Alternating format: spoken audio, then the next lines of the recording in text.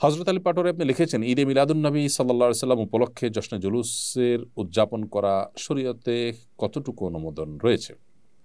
নবী করিম সাল্লাল্লাহু আলাইহি ওয়াসাল্লামের জন্মের তারিখটি ঠিক কোনটি, সেই তারিখটি কোনো হাদিসের কিতাবে বর্ণিত হয়নি। বিশুদ্ধ তো বটেই, এমনকি কোনো দুর্বল সূত্রে বর্ণিত হাদিসেও কিন্তু বর্ণিত হয়নি। নবী সাল্লাল্লাহু আলাইহি সাল্লামের জন্মের তারিখ নিয়ে বিভিন্ন কিতাবে, বিভিন্ন ইতিহাসের বইয়ে বিভিন্ন রকমের বর্ণনা এসেছে। 12 রবিউল আউয়াল এই দিবসটি নবী সাল্লাল্লাহু আলাইহি সাল্লামের জন্মদিবস বলে যেমন অনেকগুলো বর্ণনা রয়েছে, অনেক ইতিহাসবিদদের উক্তি রয়েছে। আবার রবিউল আউয়ালের 9 তারিখ, 8 তারিখ বা অন্যান্য দিবসগুলোতেও নবী সাল্লাল্লাহু আলাইহি সাল্লামের জন্মের তারিখ হিসাবে অনেক ইতিহাসবিদরা মতামত উল্লেখ করেছেন। তো এরকম পরিস্থিতিতে প্রথম কথা হলো, যে দিনটি নবী সাল্লাল্লাহু আলাইহি সাল্লামের জন্মদিবস হিসেবে চূড়ান্তই নয়, বিশুদ্ধ কোনো হাদিস দ্বারাও প্রমাণিত নয়। দ্বিতীয়ত, যেই জন্মের তারিখটিকে নবী সাল্লাল্লাহু আলাইহি সাল্লাম জীবনে কখনো উদযাপন করেছেন বলে কোনো জাল হাদিস থেকেও পাওয়া যায় না, আবার কোনো সাহাবা ইকরামও করেননি, সেটি আসলে কখনো ইসলাম হতে পারে না বা সেটা কখনো সুন্নাহ হতে পারে না। ইসলামের নামে মন গড়া বা নকল কোনো কিছু বানিয়ে নেওয়াটাকে বিদআত বলা হয়। এটি সেখানে সেই বিদআতে পর্যবসিত হবে। সেই সাথে এই দিনকে উপলক্ষ করে যে জশ্নে জুলুস করা হয়, যে মিছিল বের করা হয়, র্যালি বের করা হয়, এর কোনোটির সাথে না কোরআনের, না সুন্নাহর, না সাহাবা ইকরামের কোনো আমলের ন্যূনতম কোনো সম্পর্ক আছে। আমরা এই জাতীয় কর্মকাণ্ডে লিপ্ত ভাইদেরকে আমরা বলতে চাই, অনুগ্রহ করে সাহাবী, খোলাফায়ে রাশেদান, নবী সাল্লাল্লাহু আলাইহি সাল্লাম কেউ তার এই জন্মদিবসকে বছরের ভাবে একদিন করে উদযাপন করার কোনো কালচার মুসলমানদের সেই সোনালী যুগে কখনো ছিল কিনা আপনি মেহরবানি করে সেটা একটু খুঁজে দেখবেন। দ্বিতীয়ত হলো, এটি কোত্থেকে আসছে জন্মদিবস উদযাপন, সেটা নিয়ে আপনি একটু পড়াশোনা করুন, একটু অনলাইনে ঘাটাঘাটি করুন। আপনার আমার মনে হয় যে ধারণা ইনশাআল্লাহ বদলে যাবে। আল্লাহ তাআলা আমাদেরকে হেদায়েত দান করুন। আমার শ্বশুর অত্যন্ত গরিব, তাকে জাকাতের টাকা দিতে পারবো কিনা?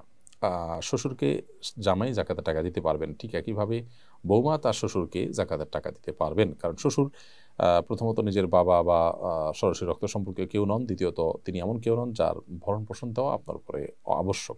যদি ভরণ পোষণ দেওয়া আপনার উপর আবশ্যক হতো, তাহলে তাকে জাকাত দিতে পারতেন না। আমি একজন জেনারেল শিক্ষিত মানুষ, রাসূলের সিরাত সম্পর্কে জানতে চাই, এই বিষয়ে কোন বই পড়ার পরামর্শ দিবেন? নবী করিম সাল্লাল্লাহু আলাইহি সাল্লামের সিরাত বা তার জীবন ইতিহাসকে জানবার জন্য অনেক ভালো ভালো বই বাজারে আজকাল আছে, আলহামদুলিল্লাহ। সৈয়দ আবুল হাসান আলী নদভী, সৈয়দ আবুল হাসান আলী নদভী রহমতুল্লাহ আলাইহির নবী রহমত বইটি আপনি যেমন পড়তে পারেন। আবার সফিউর রহমান মুবারকপুরী রহমতুল্লাহ আলাইহির আর রাহিক আল মাখতুম বইটি আপনি পড়তে পারেন। এগুলোর সবই বাংলা হয়ে গেছে, নবী রহমত ইসলামী ফাউন্ডেশন থেকে অনুবাদ হয়েছে। আর রাহিকুল মাখতুম এটা বিভিন্ন প্রকাশনী থেকে ছাপানো হয়েছে, যেটা ভালো আপনি দেখবেন। সেই সাথে ডক্টর আলী আসাল্লাবি নবী সাল্লাল্লাহু আলাইহি সাল্লামের জীবনী গ্রন্থ অতি আধুনিক সময়ে বা অতি সম্প্রতি লেখা হয়েছে, সেটাও আপনাকে এক্ষেত্রে হেল্প করতে পারে। এর বাইরে ইদ্রিস কান্দলবী রহমতুল্লাহ আলাইহির সিরাতে মুস্তফা, সেটি আপনি পড়তে পারেন। আর অনেকগুলো ভালো ভালো এবং অথেন্টিক বই আছে যেগুলো নবী সাল্লাল্লাহু আলাইহি সাল্লামের সিরাত সম্পর্কে জানতে আপনাকে সাহায্য করবে। তবে এক্ষেত্রে কয়েকটা বই যদি আপনি পড়েন, সবচেয়ে বেশি উপকৃত হবেন এবং আপনার ভালো লাগা কাজ করবে ইনশাআল্লাহ তাআলা।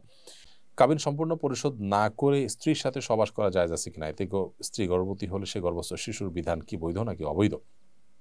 দেখুন, মহারণা যদি অনাদায় থাকে, মহারণা ধার্য হয়েছে দেননি বা অনাদায় থাকে, পরবর্তীতে মহারণা আপনি পরিশোধ করবেন বা কিস্তিতে দিচ্ছেন, তো এরকম পরিস্থিতিতে স্বামী স্ত্রী পারস্পরিক সম্পর্ক করা, শারীরিক সম্পর্ক করা না জায়েজ বা হারাম কাজ নয়।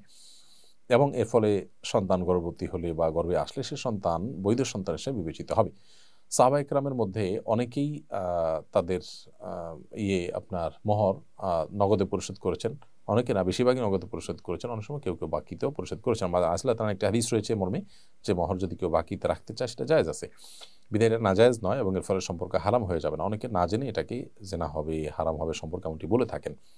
তবে হ্যাঁ, এখানে একটা বিষয় হলো যে মোহর ধার্য হয়েছে, আপনি যদি মোহর না দেন, বাসর রাতে বা প্রথম সাক্ষাতে স্ত্রী যদি স্বামীকে বলে যে মোহর দেওয়ার আগ পর্যন্ত আমি তোমাকে আমার উপর কর্তৃত্ব করতে অথবা তোমার সাথে আমি শারীরিক সম্পর্ক করতে সম্মত নই, এই বাধা যদি স্ত্রী দিতে চান, ইসলাম শরিয়ার দৃষ্টিকোণ থেকে সেই বাধা দেওয়ার রাইট স্ত্রীর থাকবে, বিকজ এটা তার অধিকার, বিধায় এটা নিয়ে তিনি কথা বলতে পারেন। কিন্তু তিনি যদি প্রথমে বাধা না দেন, প্রথমে সম্মত থাকেন, মাঝপথে এসে বা কোনো একদিন এসে বাধা দিবেন, সেটার সুযোগ কিন্তু থাকবে না।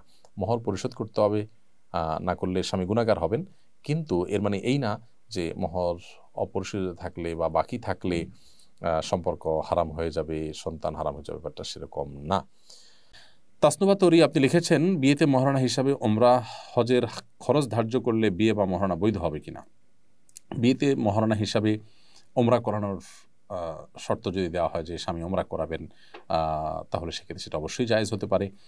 এবং এটা যেহেতু একটা ফিগারের মধ্যে আনার মতো বিষয়, তাহলে এইটি আপনার বিবাহের জন্য মহারণা হিসাবে ধার্য হতে পারে, বিবাহ বৈধ হবে এবং এই মহারণাও সঠিক বলে বিবেচিত হবে এবং এটি আদায় করতে হবে স্বামীকে।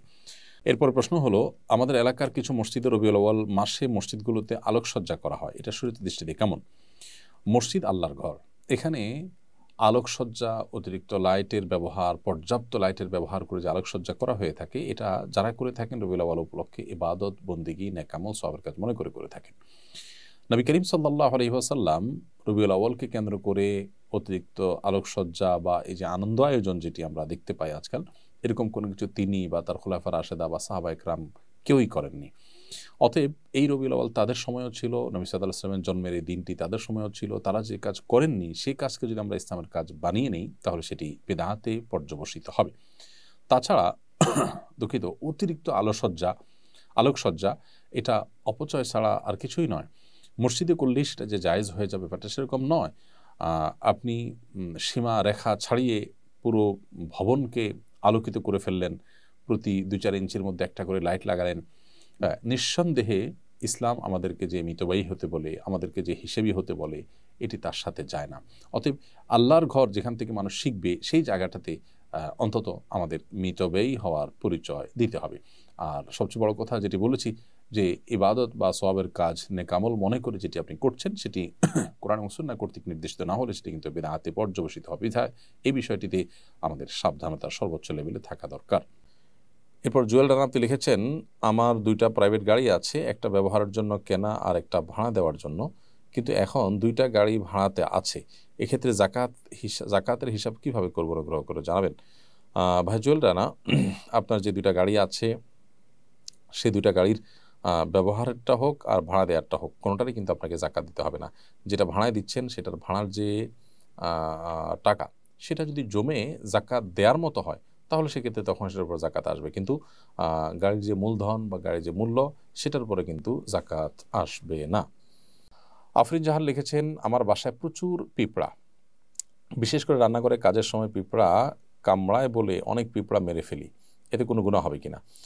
পিঁপড়া যদি আপনি মারেন এতে গুনাহ হবে না, কিন্তু আগুন দিয়ে পুড়িয়ে পিঁপড়া মারবেন না, এ ব্যাপারে নবী সাল্লাল্লাহু আলাইহি ওয়াসাল্লামের নিষেধাজ্ঞা রয়েছে। এর বাইরে আপনার পিঁপড়ার উপদ্রব থেকে বাঁচার জন্য আপনি সেটা মেরে ফেলতে পারেন। যে কোনো প্রাণী আমাদের যদি উপদ্রবের কারণ হয় তাহলে সেটা থেকে আত্মরক্ষার জন্য আমরা সেটি মারতে পারি, কিন্তু নির্মমভাবে বা অপ্রয়োজনে কষ্ট দিয়ে তাকে তিলে তিলে শেষ করা বলতে যেটা বোঝানো হয় সেটা করা যায় হবে না।